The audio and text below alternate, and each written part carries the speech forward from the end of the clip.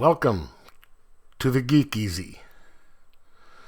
Sit back, grab a libation of your choice, and relax, 'cause it's time to do some geek stuff in the Geek Easy.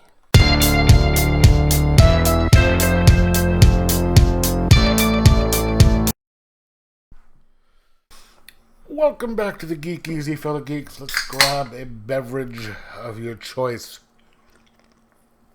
because today I'm going to be reviewing The Girl with the Dragon Tattoo, Volumes 1 and 2. Published by Vertigo Comics. The book was by Stieg Larsson, and it is adapted by Denise Nina. Art by Leonardo Manso and Andrea Muti. Then there are some other colors.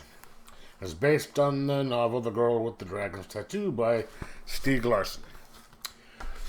Okay. Have never read the books. Never saw the movie, but I saw these and I thought, okay, this is kind of cool. If you saw my unboxing, you'll know why I got them. But, and I was a bit curious.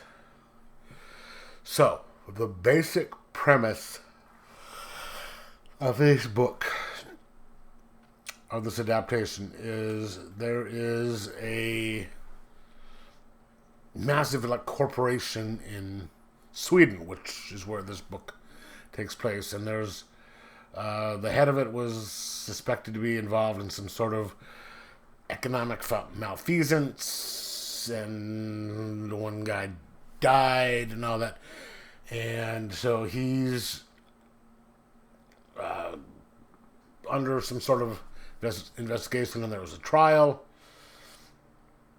There's a newspaper reporter who was investigating it, and he's in this small non-corporate newspaper, one of the last few. The main guy is having an affair with one of the co-owners and all that, who was investigating, and he got some sort of trouble, so he's going to be going to jail. And then there's the girl with the dragon tattoo, who works for a security firm, and she's really good at doing investigations, getting backgrounds on people, and hacking and stuff like that.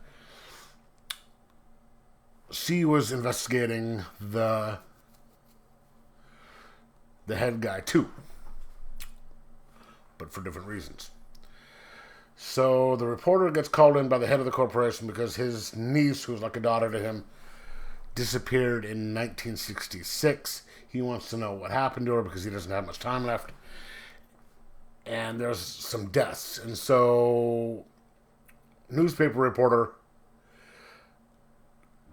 goes to this little island where everyone was at, the whole family was at, under the guise of writing a family history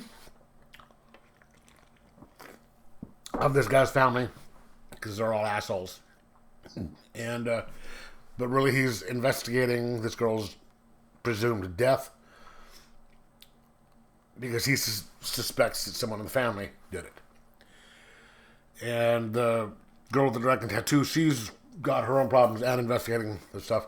And then the two investigations come together and comes to a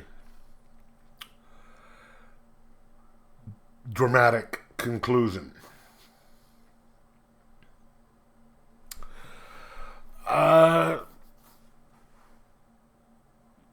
The book seemed, or at least I know there's probably stuff missing in here from the book, because I don't think they could put the whole thing in these, and I've read enough comic adaptations of books that I have read to know that they leave certain things out. But the plot, while interesting for the most part, seems a little overcomplicated. You know, like the conspiracy within a conspiracy and all this other stuff, and there's other things going on, and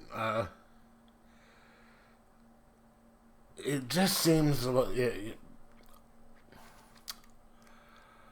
I liked some of the interactions with the characters, you know, like the reporter, some of the stuff he had going on was really kind of interesting. And I sort of liked him, but the girl with the dragon tattoo was kind of a unpleasant. And that's not necessarily a bad thing all the time, but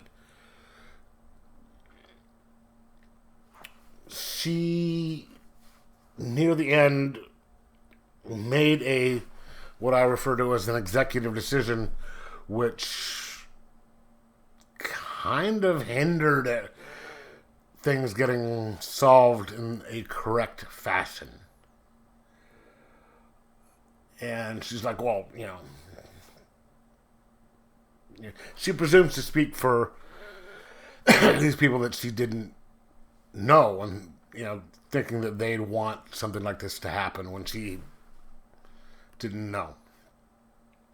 And the end got a little bit preachy in this, you know, anti-giant corporation thing, you know, putting like the people who had them, their actions to be the same as like everybody in the corporation and stuff like that. So it got a little, the message got a little heavy-handed at the end. But for the most part, I enjoyed it.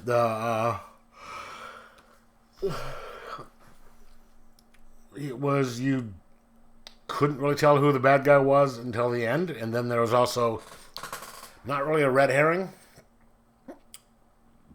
but you get to the end and there's just a little bit more. It's like, okay, didn't see this coming. And once it all got wrapped up, I guess it was the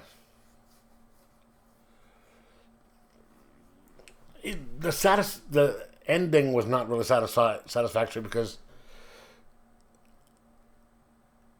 there wasn't justice for, or at least I don't think there's justice for the victims.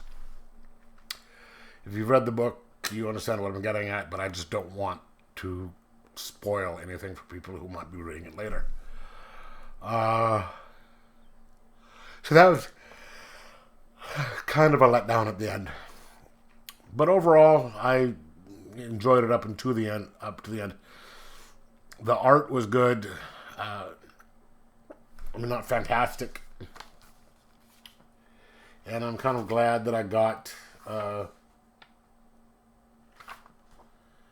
that I read this and got to figure out see what the big deal was. I mean, take a look at the art. So it's okay. I'm going to give it a 3.5 out of 5 just because of the ending and certain parts of the earlier story. But let me know what you think. If you've read it, let me know in the comments below. And like, subscribe, and most of all, enjoy your comics.